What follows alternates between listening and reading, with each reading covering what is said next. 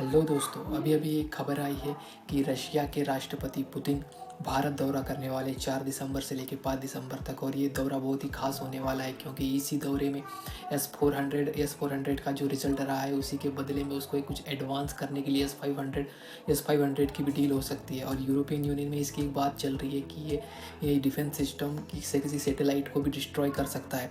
इस खबर के बाद पाकिस्तान के जो थिंक टैंक है वो भी ये बात कर रहे हैं कि अब हमको खतरा बढ़ सकता है।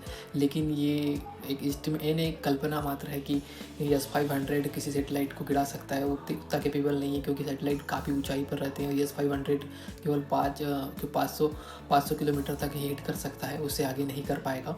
और जब भारत आएंगे पुतिन तो उनका बहुत ही बढ़िया वेलकम होगा क्योंकि पुतिन अभी तक जितने भी दौरा किए हुए कोई बायलैटरल मीटिंग नहीं होती थी। वो बहुत सारे देश रहते थे या कोई संगठन रहता था, उनके साथ में ही मीटिंग करते थे वो।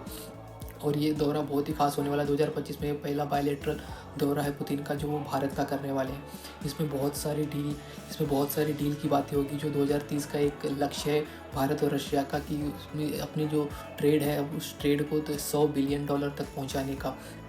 और ये यूरोपियन यूनियन को ये चीज़ें पसंद नहीं आ रही। वो तो सोच रहे हैं S-500 जो मिसाइल है वो सैटेलाइट को भी हिट कर सकती है किसी की। और वो तुम्हें परेशानी अब देखना होगा जब भारत आएंगे पुतिन तो डोनाल्ड ट्रंप का क्या रुख रहेगा भारत के प्रति। क्योंकि भारत और रशिया की बातें सबसे ज़्यादा यूक्रेन में ज़्यादा चलती है कि इनके साथ हम दोस्ती रखें या ना रखें। क्योंकि भारत रशिया से इतनी ट्रेड डील कर रहा है, डिफेंस डील कर रहा है, तो उसके बाद भी हम उनसे रिश्ता कैसे बनाए रखें। तो अब देखना होगा क्या होता है। पुतिन आते हैं तो ये तो भारत के लिए अच्छी खबर है कि भारत सुखोई विमान जो खरीद रहे हैं उसकी भी बात आगे बढ़ेगी। तो मैं आपको इसकी खबर अगली नेक्स्ट वीडियो में दूंगा। ठीक है, अभी के लिए